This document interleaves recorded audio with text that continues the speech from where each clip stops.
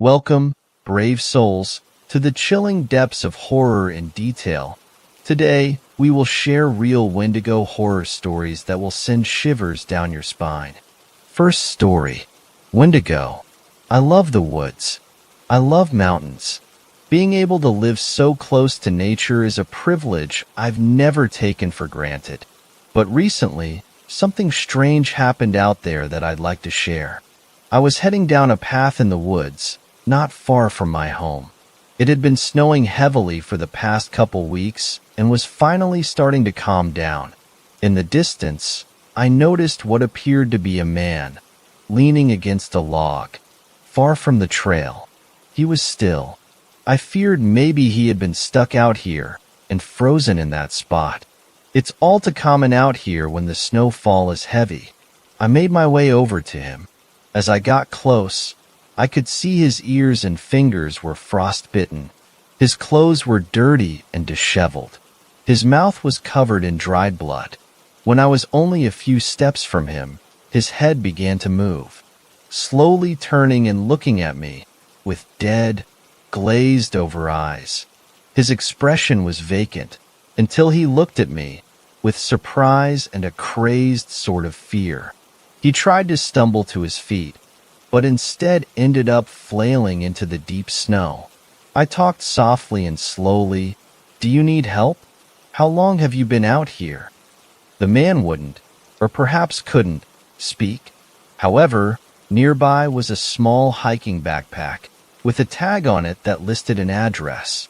I knew where the address was, just a few miles from my home. He must be a neighbor. I tried asking him if that was where he lived. He just kept looking at me with that crazed, fear-drenched stare, but eventually he was able to nod in affirmation. I had no way of contacting anyone, so I figured my best option would be to take him myself. Who knew how much longer he'd last out there if I left to get help? I picked him up to stand on his feet, and he was remarkably light. He leaned on my shoulder at first, but after walking for a short time, he walked almost entirely on his own. He began to say things, as if he was talking to himself, a low, dry, gurgling sort of speech. It felt very inhuman. He must be delusional, I thought. I tried to get him to talk to me. "How long have you been out here?" "Weeks." His voice was like gravel. "I'm taking you home. Is there someone that can help you?" "My wife."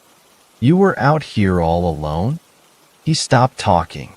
After a short time, he stopped walking and fell to his knees. He began to weep, and I tried to stand him up again. He latched onto me and whispered closely, I had to eat." That explained the dried blood on his mouth. When you're in a life or death situation, you have to make hard decisions. I stopped talking after that. It took us a while of trudging to make it to his home. As we approached the front door, it swung open and out ran a woman whom I assumed was his wife. "Oh my God, honey, is that you?" she shouted as she ran up and grabbed him, all but ignoring me. She hurried him inside, saying she'd call for a doctor, leaving me in the cold. That's fine. It's probably a lot to take in, to have your husband disappear for weeks and show up out of the blue like that. I had to get home to my wife anyway. She's probably wondering where I was. On my way home, I was going over everything that had happened. What if I hadn't found him? Will he tell his wife what happened? Where was the other person that was with him? Next thing I remember, I was doubling over in pain. It came from the bottom of my stomach. Oh no, I thought. I could have just infected myself with something he had.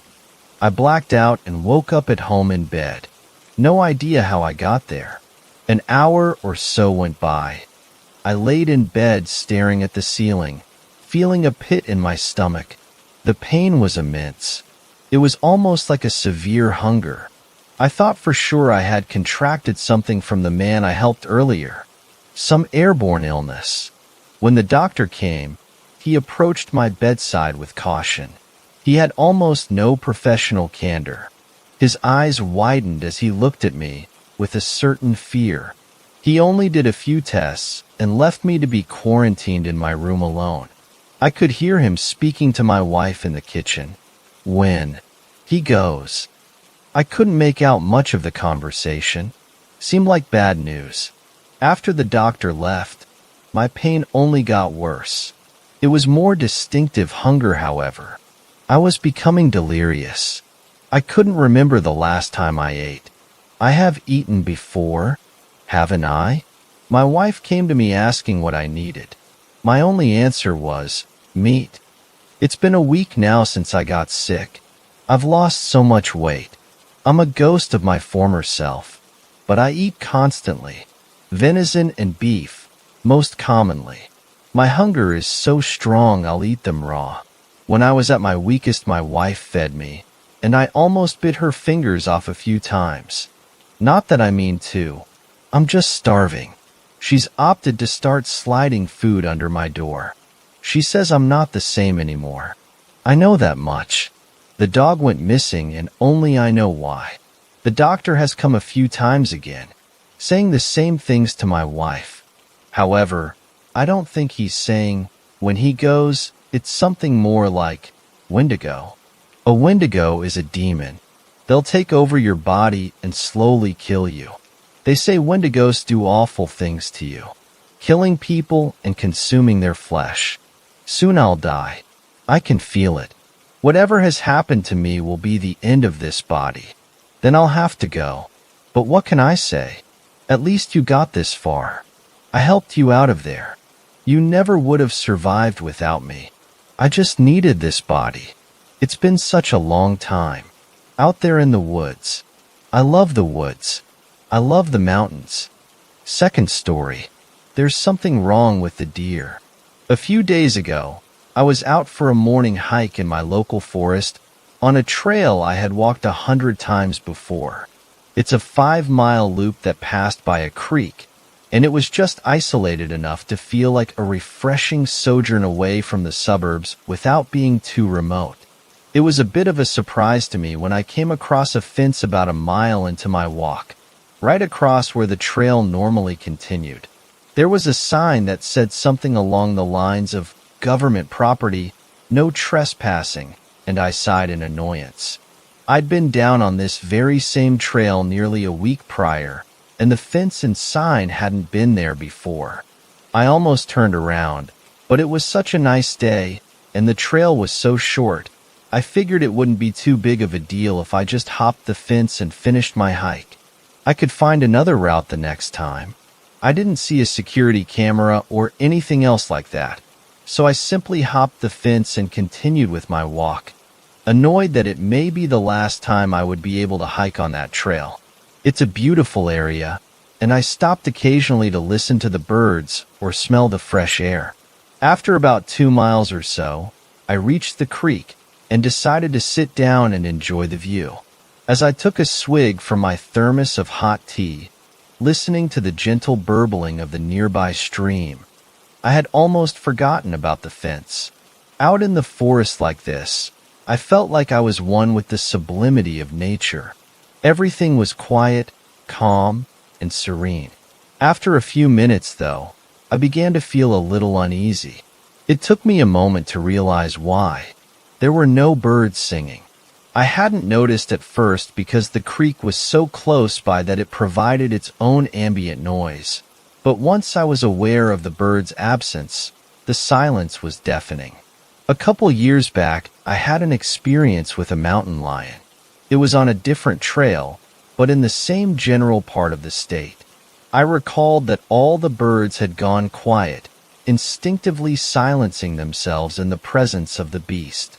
It had simply come down out of the bushes, walking across the trail before looking at me curiously.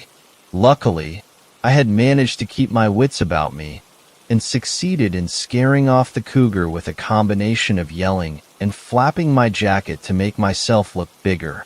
As soon as it departed, the chirping of birds returned. After that day, I always carried a small air horn with me on my hikes. I reached into my bag and pulled out the air horn, looking around cautiously in search of anything that could be scaring off the birds. I didn't see anything, and was almost on the verge of simply pressing down on the air horn preemptively when I heard a snap far away on my right. Turning cautiously, I strained my eyes to see what could have caused the noise, the air horn at the ready. Knowing what I do now, it is very possible that if I had chosen to use the horn, I wouldn't be here to tell my story. Though at first it blended in with the trees and brush, I noticed the deer rather quickly. I relaxed a little, exhaling in relief as I put the air horn back into my bag with shaking hands. I still felt uneasy though. Even at this distance I could tell that there was something off about the animal, and the birds still hadn't returned. Staying quiet and lying low, I grabbed my binoculars and took a closer look at the distant deer. It was a buck, with a beautiful set of antlers. This already struck me as somewhat odd, as most of the bucks around here had long since shed their antlers at this point. Even odder, however, was the structure of the antlers. Rather than two large antlers with multiple points facing upwards, it seemed more like 6 to 10 spikes extending out of the skull. On further inspection, the deer was malnourished, emaciated even, with clumps of fur missing. As I watched, it hobbled feebly on unsteady legs towards the river, lowering its head to drink. My thought was that it must have been suffering from chronic wasting disease, perhaps coupled with a bit of mange. I felt sorry for the animal and with sadness, continued to watch it through my binoculars. Then its antlers twitched. It didn't look like they were going to fall off due to shedding or anything like that. The points moved outwards slightly, like a hand unclenching from a fist. As soon as the antlers twitched, the deer stood up from its drink, eyes wide, almost as if it were standing at attention. As I watched, the now clearly articulated antlers further stretched, bending until the points touched the side of the buck's head. Then they began to push. As I watched in stunned horror, something ripped itself out of the deer's skull with a disgusting crack of splintering bone.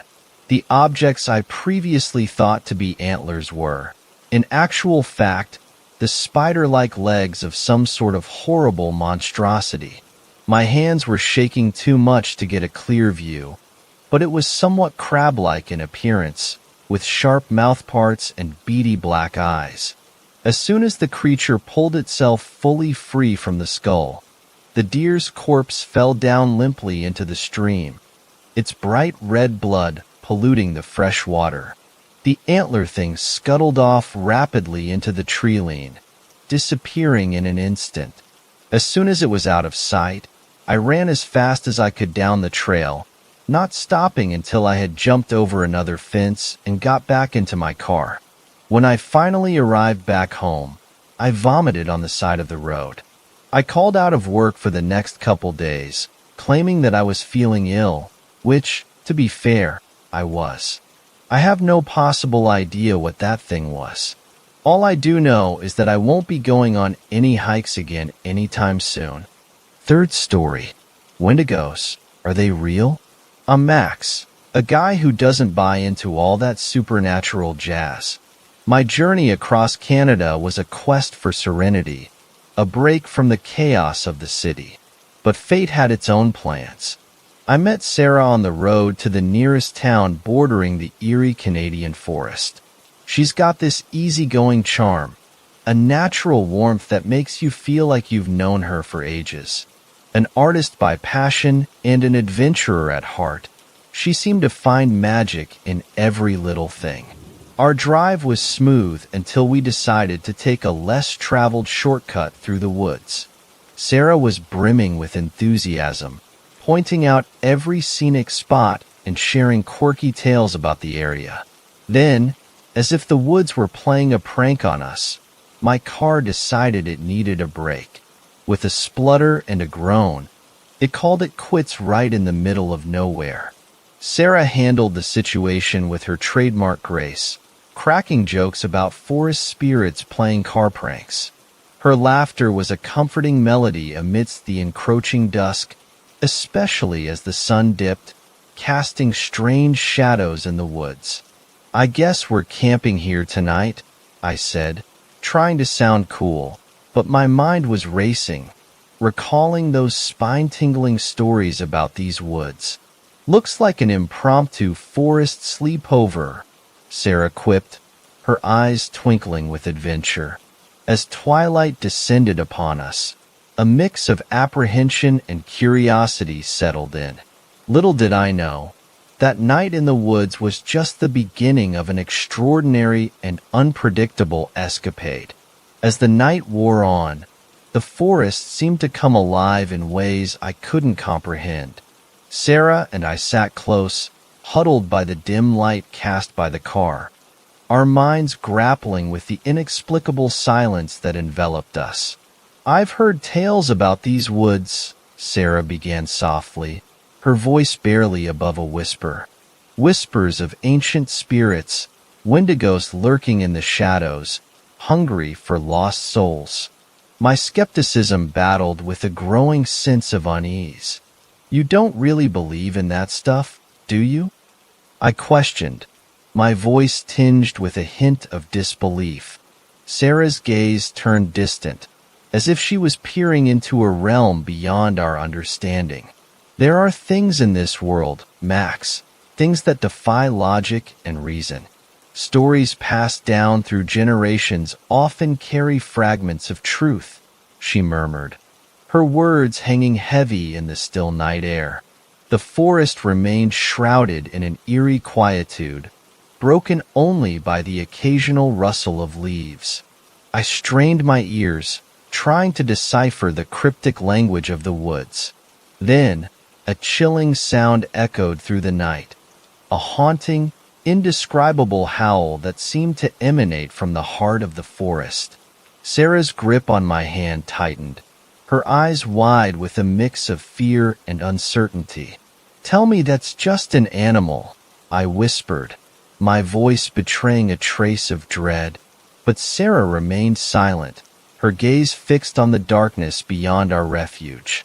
It was as though the forest itself held its breath, acknowledging the presence of something otherworldly. As the night wore on, sleep eluded us, the air thick with anticipation and an unspoken understanding that we were not alone in these woods. The paranormal tales I once scoffed at now hovered at the edge of my consciousness, leaving me to grapple with the inexplicable and the unknown. The night stretched endlessly, an unyielding embrace of mystery and foreboding. Little did I know, the secrets these woods held were far more profound and unsettling than anything I had ever imagined. Nightfall enveloped us. Every shadow seemed to harbor a secret, and each whisper of the wind fueled the tension that had settled between Sarah and me. We stayed alert, our senses heightened, listening to every crack and rustle in our surroundings. Suddenly, a sound shattered the stillness. A branch snapping. We exchanged concerned glances, our hearts pounding in unison in the darkness. Fears of the unknown hijacked our imaginations.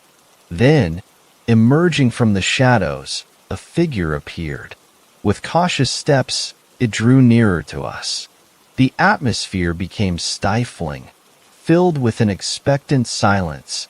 As it approached, the moonlight revealed its identity, a dog. Not just any dog. It wore a handmade collar woven with tiny bones, emitting an unsettling yet intriguing aura. That's the dog I saw on the wanted posters in the town," murmured Sarah, her voice a mix of relief and surprise. The canine drew closer, its eyes expressing gratitude and a peculiar kind of camaraderie, as if it knew us somehow. Despite the eerie collar, its gaze conveyed a sense of calmness, as if reassuring us that we were safe. The tension gradually dissipated as the dog settled by our feet, seeking refuge and protection. Though its initial presence had enshrouded us in mysterious suspense, we now felt a sense of relief. realizing that perhaps the only being lurking in these woods was this faithful companion. We stood there, in the stillness of the night, the dog at our side, gazing at the stars as uncertainty gave way to a sense of connection with this creature who, somehow, had found its way to us amidst the darkness. With the dog nestled by our side, a calm settled over us. Sarah and I found ourselves drawn into a conversation that delved beyond the surface, revealing aspects of ourselves we hadn't shared before. "You strike me as someone who loves a good challenge," Sarah remarked, breaking the comfortable silence that had settled between us. I chuckled softly. Guilty as charged. I tend to dive headfirst into things, seeking that thrill of the unknown. Sarah nodded thoughtfully. "I've always been drawn to art, to stories that breathe life into the mundane. They help me see beyond what's visible, finding beauty in the unnoticed." Her words resonated with me, drawing a parallel to my own quest for the extraordinary. "I get that," I replied. "Sometimes, the world's magic lies in the smallest details, the stories waiting to be told." As our conversation meandered through our passions and quirks, the tension of the night seemed to dissipate, replaced by a genuine connection. We shared stories of childhood adventures, dreams we harbored, and fears we kept hidden. "So, what brings you to these parts?" I finally asked, curiosity nudging me to uncover more about her. Sarah smiled softly. "I seek inspiration in the unexplored. There's an energy here, a mystique that whispers tales waiting to be painted." Her words stirred something within me, a longing for a deeper connection with the world around me. "I guess we're not that different," I admitted. I embarked on this journey to find a piece of myself I felt was missing. As the night wore on, our conversation flowed effortlessly, each revelation strengthening the bond between us. With the dog as our silent companion, we found solace in the shared tales of our lives, unveiling layers of our personalities under the starlit sky. The night wrapped us in an eerie calmness. Sarah and I were engrossed in our conversation when the forest fell into an unsettling stillness. I shivered, an inexplicable unease settling in my bones. "You know, when a forest goes silent, it's rarely a good sign," I muttered, an involuntary chill creeping down my spine. It was a truth I'd learned in my wilderness treks. A silence like this hinted at lurking danger. Before Sarah could respond, a deafening, inhuman cry pierced the silence. The dog bolted, its fur bristling as it dashed towards the source of the sound, disappearing into the dense woods. "What in the world was that?" Sarah gasped, her eyes wide with alarm. "Maybe an elk or something else," I replied, trying to mask my own unease with rationality. But deep down, I knew that sound didn't belong to any forest creature I'd ever encountered. Instinct kicked in, adrenaline surging through me as we chased after the dog, our footsteps pounding against the forest floor. The darkness seemed to swallow us whole as we ventured deeper into the woods. Each step echoed with an unspoken fear, the rustling leaves and cracking branches around us a haunting symphony. "Where did he go?" Sarah's voice trembled, panic lacing her words. "I don't know, but we need to find him," I urged, my heart racing with a mix of worry and foreboding. As we pushed deeper into the forest's heart, an ominous realization gripped us. Something beyond the ordinary lurked within these woods. We plunged deeper into the darkened woods, our frantic calls for the dog met with a haunting silence. The air hung heavy with tension, every step echoing our growing apprehension. Then, amidst the oppressive silence, a thunderous rhythm of galloping footsteps thundered toward us. Panic surged through me, primal instincts kicking in. Run! I shouted to Sarah, the urgency in my voice betraying the fear clawing at my insides. Our feet pounded against the forest floor, a cacophony of terror-fueled steps. The thundering sound seemed to gain on us, getting closer with each passing moment. But in that panicked sprint, I stumbled, my foot catching on a protruding root. I pitched forward, the ground rushing up to meet me. A sickening crack echoed through the woods as my head connected with an unforgiving rock, and darkness enveloped me. The last thing I remember is a flurry of movement, Sarah's voice calling out my name in desperation, and the thundering gallops fading into an ominous silence as everything went black. A faint, distant murmur pulled me from the abyss of unconsciousness. My eyes blinked open to a world draped in shadowy hues.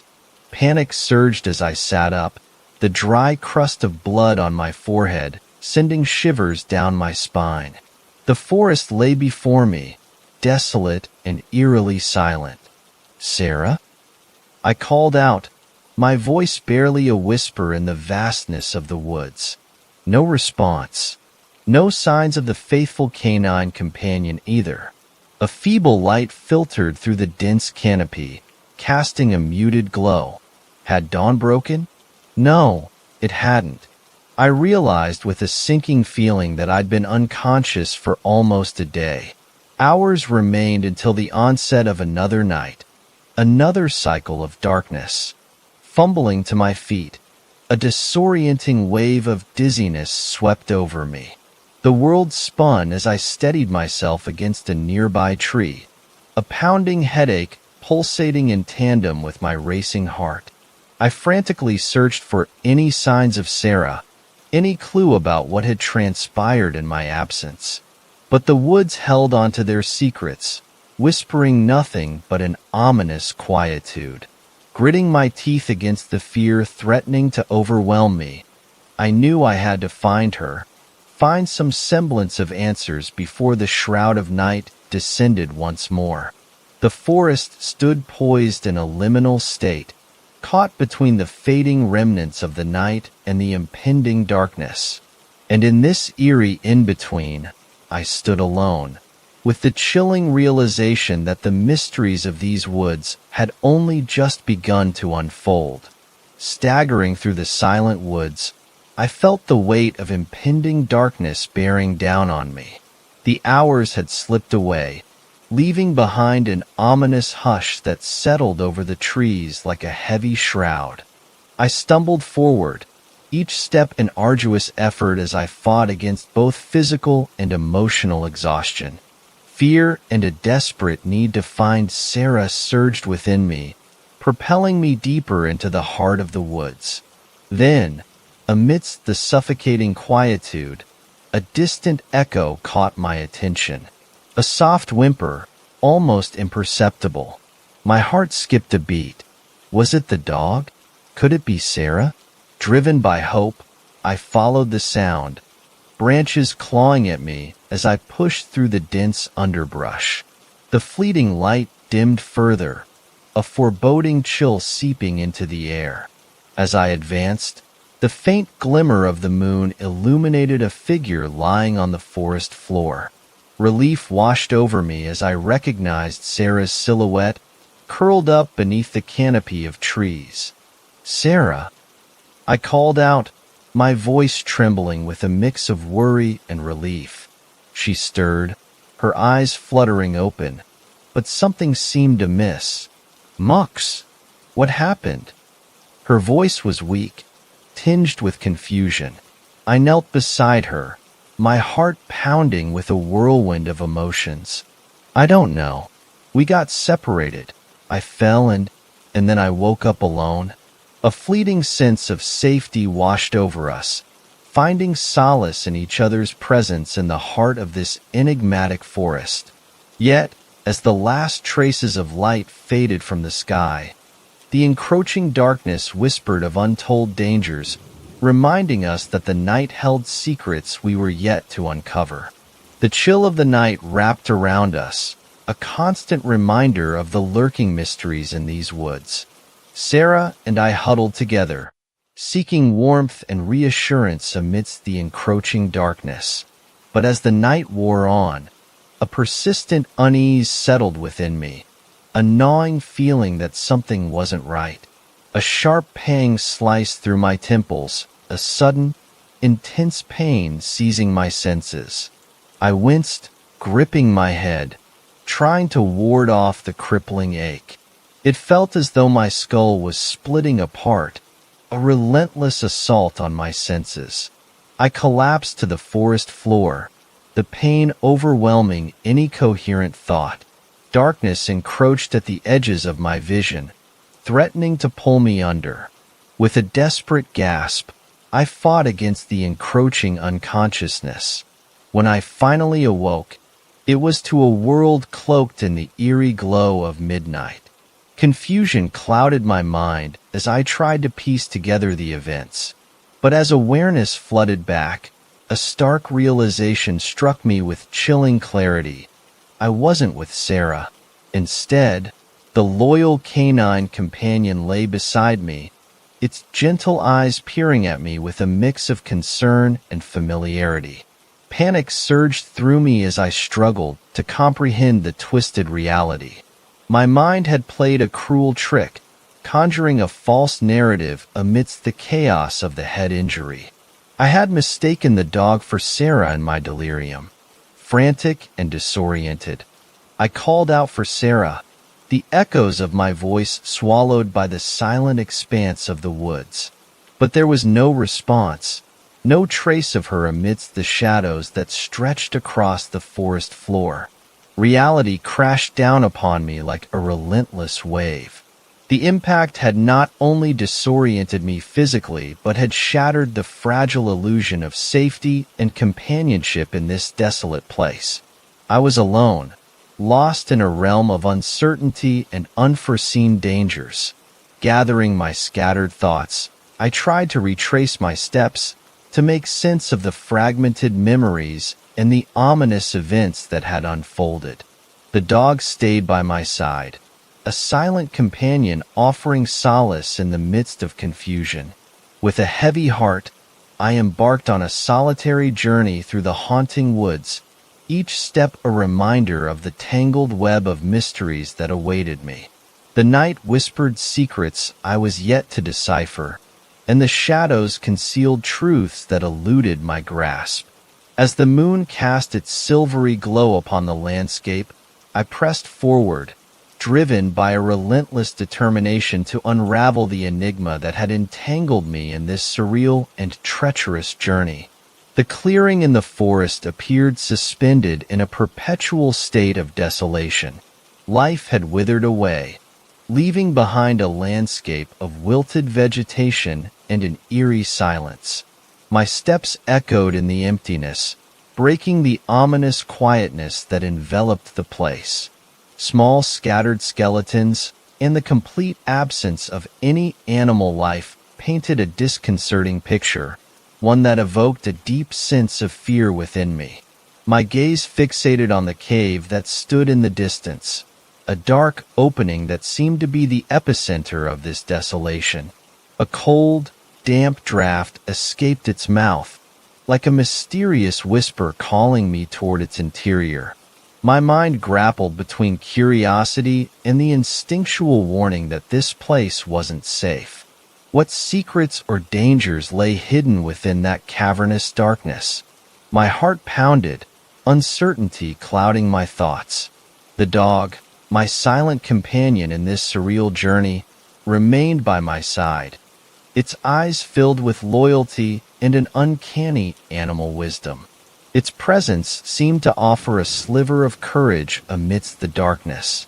The mystery shrouding the cave was palpable, an enigmatic invitation tempting my curiosity and challenging my prudence. Was it wise to venture into the jaws of the unknown? I couldn't ignore the sense of danger that clung to my intuition.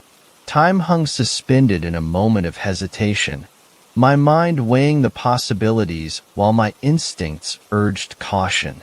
Night was looming, its shadows slowly encroaching upon the clearing, a subtle warning that time was running short.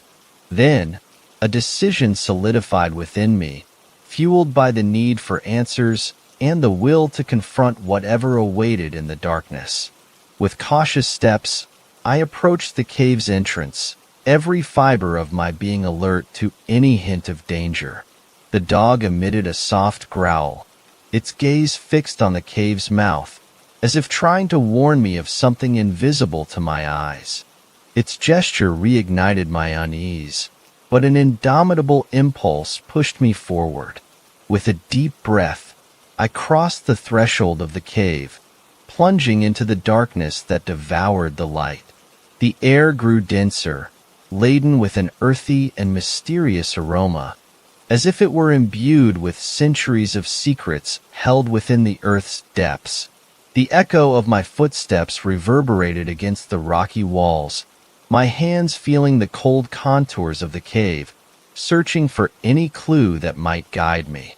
The darkness was overwhelming, but a glimmer of determination burned within me, propelling me forward in search of answers. Each step was a challenge, an internal struggle between the desire to uncover the truth and the terror of the unknown. The cave seemed like an endless maze, its secrets hidden in the shadows, waiting to be unraveled or forever guarded by the veil of mystery. The dog remained by my side, its comforting presence amidst the dimness.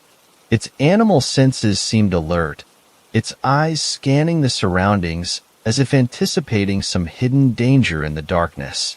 A distant whisper echoed in the cavern, a barely perceptible murmur that enveloped my senses with a sense of unease. Was the cave witness to an ancient secret, or was it the dwelling place of something more sinister? Time blurred in the darkness, each minute feeling like an eternity as I ventured deeper into the cavern's depths. More and more, the sense of intrigue mingled with the palpable fear that stirred in the rarefied air. Amidst the blackness, a revelation materialized. The challenge of the cave lay not only in its nooks and passageways, but in the enigmas and dangers that lurked, concealed within, challenging my courage and sanity.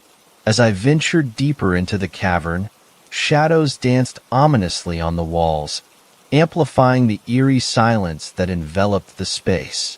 The air grew heavier, thick with an unidentifiable scent that sent shivers down my spine. Then, in the dimness, shapes began to emerge. Bodies strewn across the cave floor, a macabre sight that froze the blood in my veins. My heart sank at the grim reality of death that surrounded me. Amidst the lifeless forms, a sense of dread gripped me as I noticed Sarah lying unconscious but miraculously alive among the corpses. With urgency coursing through my veins, I hurried toward her, intent on rescuing her from this haunting place. But as I approached, the dog, sensing something amiss, grew restless, its bark piercing the oppressive silence of the cave. Before I could reach Sarah, a bone-chilling presence filled the cavern, an entity that defied the laws of nature and reason. The Wendigo, towering over 2 meters tall, its form contorted and unsettling, staggered into the cave, its very presence a manifestation of primal terror. I retreated, seeking cover among the lifeless bodies and foliage, my breath hitching in fear. The Wendigo's ominous aura seemed to suffocate the air, its looming figure casting a malevolent shadow over the scene. My heart pounded in my chest as I watched in horror, hidden from view, as the monstrous entity approached the dog, its movements predatory and menacing.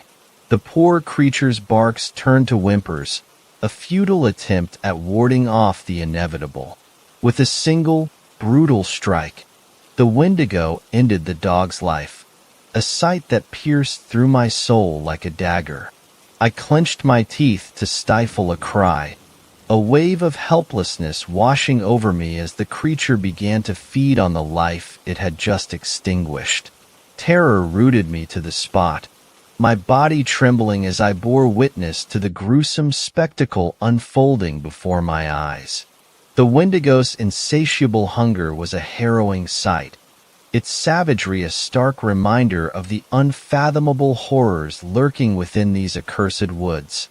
I prayed for some semblance of escape from this waking nightmare, but the darkness of the cave held me captive, a silent witness to the unspeakable brutality of this unearthly being. The plan had formed in my mind, even amidst the horror unfolding before me. With determination, I approached Sarah, assessing her delicate condition. Her injured leg was a concern, and her unconscious state added a layer of difficulty to our imminent escape. The creature, oblivious to my presence, had retreated from the cave after its grisly meal. I knew I had to act swiftly before it returned in search of more prey. Carefully, I lifted Sarah into my arms, her body light but fragile. Concern for her well-being mingled with the urgency to flee that accursed place. Every step was a challenge, each movement calculated to avoid causing further harm to Sarah's injured leg. The weight of responsibility clung to my shoulders. Time was not on our side. The mouth of the cave loomed before me, the hope of escaping that inferno beginning to take shape. But every rustle in the forest, every shadow shifting in the darkness, fueled my fear of being discovered by that monstrous being lurking in the shadows. With each step, the urgency grew. The exit was in sight when a shiver ran down my spine, a foreboding sense warning me that the Wendigo was nearing. The sound of crunching branches and a menacing hiss echoed behind me. There was no time to waste. With a superhuman effort, I quickened my pace, dodging the danger and entering the relative safety of the forest. My ragged breaths and the weight of Sarah in my arms combined with the anxiety of escaping that living nightmare. Each inhale, each beat of my heart, was a reminder of the struggle for survival. I ran as fast as I could, seeking refuge and protection for Sarah and myself. The forest seemed conspiratorial, every noise, every shadow, igniting the fear that was engulfing me. Finally, I found a secure hiding spot, far from the cave and beyond the Wendigo's reach. I carefully placed Sarah in a safe location, watching over her with concern while attempting to keep at bay the panic threatening to engulf me. My mind raced, weighing options, seeking a way to get help or find an escape from that torment. But for now, the priority was to ensure we were out of that creature's reach, find assistance, and a path to salvation. Unfortunately, what I've told you isn't my story. While Max and Sarah did exist, well, they existed.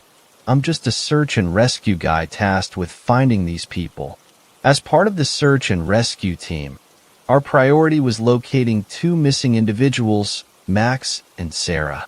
Their disappearance had us on edge, and our efforts to find them led us deep into an undisclosed and secluded area. Amidst the dense forest, we stumbled upon a discovery that sent shivers down our spines. A weathered notebook. Its contents held a gripping tale, a first-hand account of harrowing encounters with an unknown creature. The details were vivid, the emotions raw, and every entry felt like a real-life experience. As I read through the pages, the story transitioned into a warning.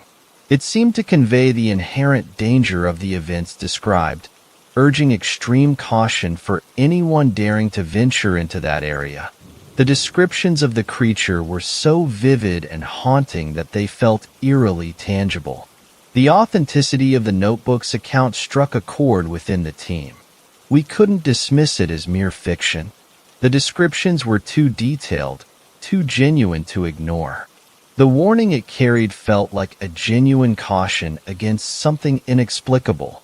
Our search for Max and Sarah yielded no results, leaving us with more questions than answers. The notebook remained a cryptic piece of the puzzle, hinting at a reality too unfathomable for conventional explanation. As a seasoned member of the search and rescue team, it was a stark reminder of the unforeseen dangers lurking in unexplored territories. We handled the notebook with caution, treating its contents as a solemn warning, a testament to the potential perils of the unknown. And yes, we found that cave, but no one was inside. Just rests of that dog and some strange wood sticks figures with some hair, and somehow it was DNA compatible with those people. Fourth story. I helped a Wendigo, and I regret it all.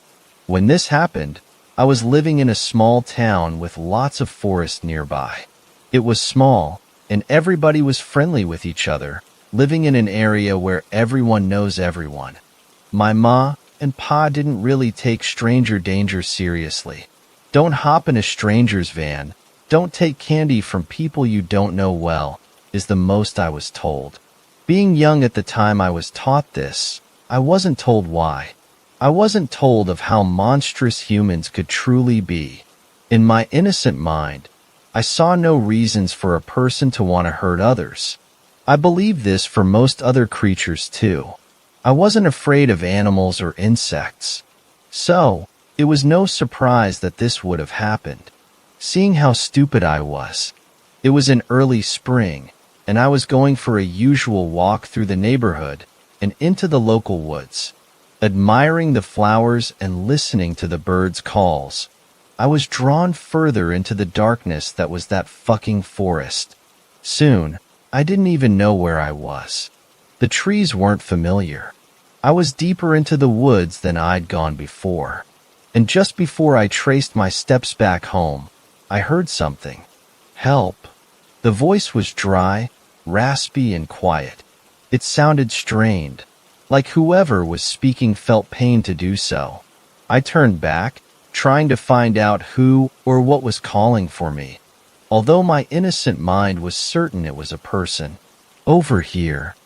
I followed the voice and soon found the creature in front of me, its long limbs wrapped in the thorny brambles it was trapped in, its face covered by its long, blood-soaked hair. Please, help me, child. Despite what I wanted to do, my gut told me not to go closer to it. It was dangerous. I ignored the feeling. As I tried to remove the brambles from the creature's body, I only succeeded in cutting my hands.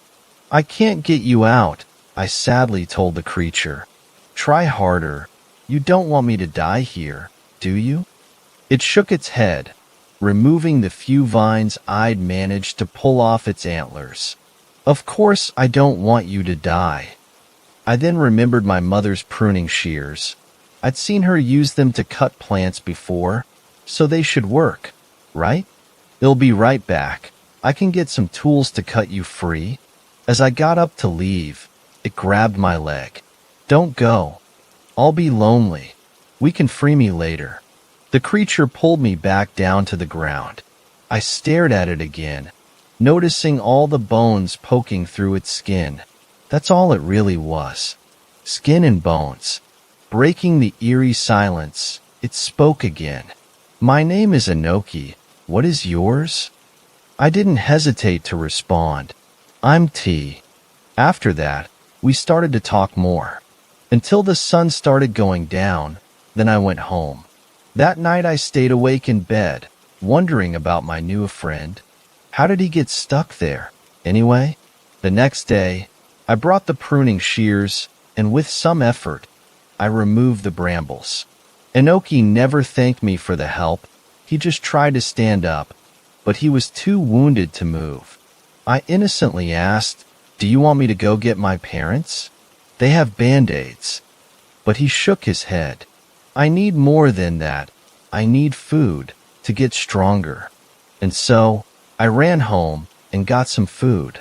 Mostly biscuits and some bread. I can't eat that. He turned away from the food in disgust. What do you eat then? He looked around and then pointed at a small bird.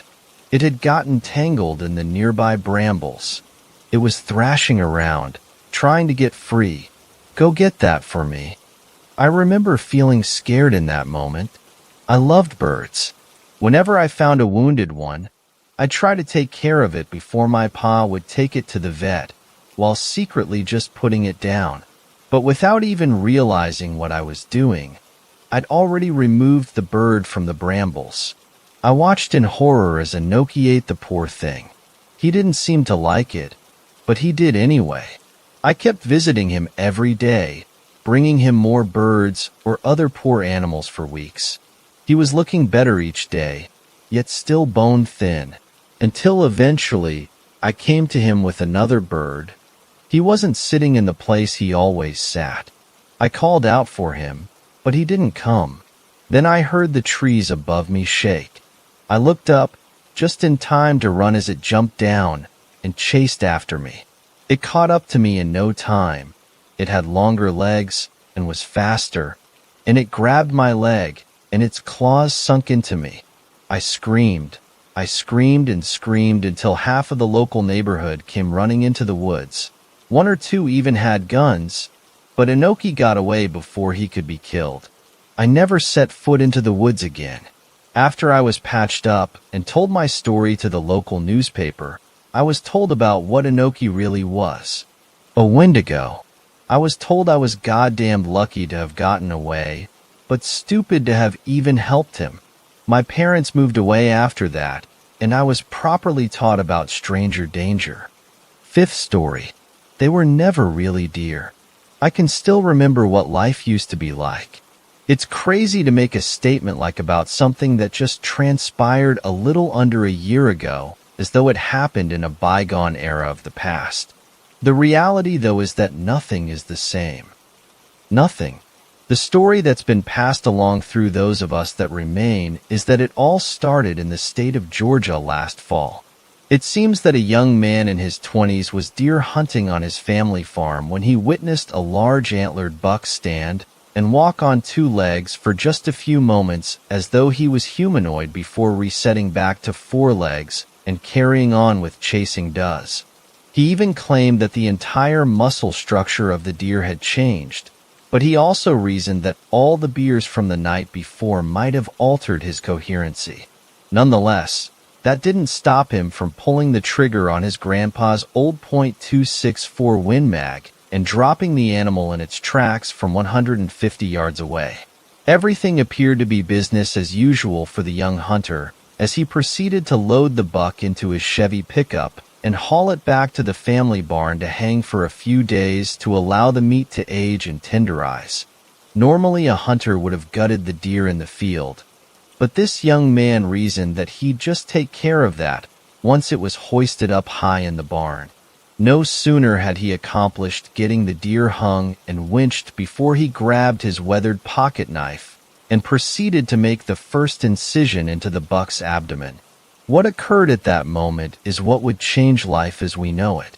You see, as soon as that blade pierced hide, the antlers to the buck began to sprawl out longer and longer until finally they formed a 4-digit appendage. Next thing the young man knew, his own knife was drawn across his neck, and he fell to the ground gasping for air as his jugular had been severed. The father of this young man rounded the corner just in time to see the being standing on two legs over his struggling son. He had just enough time to grab his own lever-action rifle propped against the doorway and cycle a shell into the chamber before it turned around to face him. In what seemed like a mirage, the being hazily transformed into the very likeness of his son. Being obviously conflicted, he found himself unable to pull the trigger as he aimed on its chest. The scenario became even more bizarre when from under scalp of this human-like being began to sprout antlers. Not just spikes, a full 5x5 rack. The farmer snapped out of it just in time to begin pulling the trigger again, but Humanoid took notice and was immediately on him, goring his torso with its rack. Supposing the old man to be dead, the being proceeded waltz out of the barn and into the house, where it murdered his wife. As best as anyone can configure from this entire situation, these beings have the ability to communicate worldwide. The reasoning behind this hypothesis is that they overtook the entire world that very night. And by they, I mean the deer. Not just one variety or subspecies of deer, by the way. All of the antlered creatures of the planet. The elk, moose, stags, mule deer, blacktail, cows, whitetail, fallow, axis, and so on and so on. They marched the neighborhoods of mankind that night and proceeded to slaughter every human they came across and steal their physical identity, with a set of antlers being added to the new look. I was only spared that evening because my, honestly, quite privileged family was flying on a private jet that evening. The news caught us just in time to keep us from landing at our runway in Los Angeles. My father directed the pilot to take us to our family's private island in Pacific. My dad's theory was that, given the lack of wildlife on the island, we'd be safe. His theory proved wrong. As we sat in the great room with my grandfathers and great-grandfather's trophy game heads on the wall and watched the live stream of the news, I heard a ripping sound. Before I had time to react, a seemingly malleable appendage burst through my father's chest and then withdrew as it took on the outline of my father and, you guessed it, sprouted antlers. It was then that I noticed the game heads were all missing their antlers. The antlers were a living entity for all of these years and had escaped the mounts. I won't bore you with the entirety of my trauma and survival of that evening. I'll simply tell you that I was the only member of 7-person household, plus our pilot, that escaped to the yacht that night traversed into the wide open ocean. I eventually dared to anchor towards land 6 days later to retrieve supplies.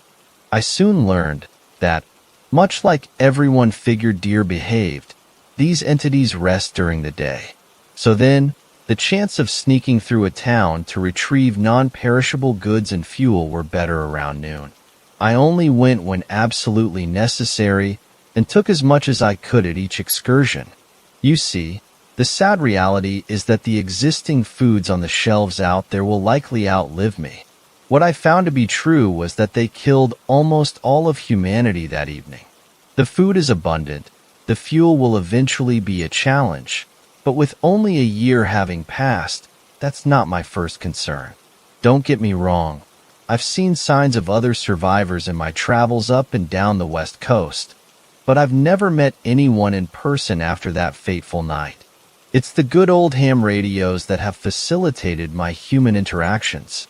We are a small community worldwide of about 300 from what we've estimated, but we stay in constant connection and accountability with each other. We've managed to figure a few things out about our enemy. One of our survivors is an archaeologist, and he believes that these hoofed species hadn't originated with antlers on their male counterparts. Ancient cave drawings depict deer as antlerless going way back. This has given us the theory that the entity took residence in these creatures in the form of antlers atop their scalps ages ago. Of course, our most significant finding in this department was ability to survive indefinitely so long as the antlers retain their structure. This is why game head mounts across the world killed many people in a seeming covert-like strike. It's as though they hoped they would be hunted and displayed as part of their plan. Their intelligence has proved tricky to decipher. In personal confrontations, we've found them to be simply tyrannical in their ferocity and insanely quick in their reflexes, but not altogether cunning. I myself have narrowly escaped death a few times in my supple runs, I believe, only because I dealt with individuals and not herds. That being said, their true strength lies in their communication with one another. It's an almost eerie, hive-like system in which they are receiving orders and acting in unison. This is how they manage to conquer the world, we believe. As far as killing them, we have found that gunshots aim to shatter the antlers themselves, especially more at the bases of the rack, do kill the being permanently. Before you get too excited though, we've found that very rarely does a bullet strike its target given their reflexes, unless you manage to catch one resting, which they rest in herds. Of course, you might think killing the host form first and then smashing the antlers would be plausible, but it's not. The reality now is that they are now on the offense, so anyone who kills the host form soon finds themselves one of my radio pals. Alec from Australia claims he shattered one with a baseball bat, but who could prove or disprove that claim? To say the least, life is not, well, life anymore. I've lived in isolation for going on 372 days now. I've spent many moments pondering the very purpose for the struggle of it all, to just exist in general, but I came to a conclusion a couple of months ago, and it just might change everything. I would rather know that my life had some impact on the world, so I decided to declare war on them, slash it, whatever this is. It's funny how the fear of death being taken out of the equation can change literally everything. But, sure enough, that's what it took to get my creative juices flowing. I knew getting close was never a safe option, so I had to think distance. I started to observe them, and I soon discovered that they still retained their herbivore tendencies, even in human form. They actually ate like animals in a very primitive and glutinous way, as though it's their last meal with no caution to their soundings. So, I began to poison their various food sources with anything I could find. Antifreeze, drain cleaners, it didn't matter. I just needed it to make them sick. Since they travel mostly in large herds, I was finding myself unloading boxes of ammo each day from large-scale rooftops at the antlers of herds that lay lethargic and despondent in the streets. The fascinating part of it all was that, just like a hive, a new member will appear to take the place of a missing position in the herd. You might think this depressing to feel like you aren't accomplishing anything when you return day by day to the same numbers. The merit of it all came together though when I found myself only picking off stragglers in the streets of Los Angeles and realizing that I had finally killed everything in the area. So, my journey took me all over the state, and within a month I had refined my methods to the point that I cleared most of the large cities in California. Even better, though, was that my friends across the world started doing the same thing. We did lose a few of us in the worldwide battle, but in the last 2 months we've accomplished taking back many of major cities of the world. In fact, some of my friends began to rendezvous in person and recolonize areas. They even began fortifying them. We found that the safest method of surviving, though, was to remain out at sea a few miles in the evening until we were certain our newly reclaimed territories could be made impenetrable. I myself had been talking to a woman named Gabriela along the western coast of Mexico throughout this entire catastrophe, and we finally decided to meet in person and perhaps start something in our part of the world. We agreed to meet today along the coast of Acapulco. It was near sunset when I caught sight of her boat. I climbed aboard and called for her with no answer to be heard. Fearing the worst, I entered the cabin and found her there, her face marred beyond human recognition and her hands clutching a shotgun. There were empty shells littering the room and pellet holes all over the walls. That's when I heard a thud out on deck. As I peeked through the windows, my heart fell to my stomach. It was a whole flock of seagulls, with antlers.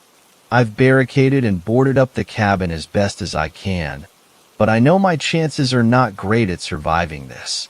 I warned the others over the radio and told them that I thought underground might be the next best hope of saving our race. I had plans to attempt steering this rig towards shore and making a run for cover on land, but the splashes and bumps I felt earlier removed my ambition as I felt the boat begin to sink. You see, I just pried a board open and peeked over the balcony into the waters. As I write this, my boat is being bombarded on all sides by a school of dolphins, and they all have antlers.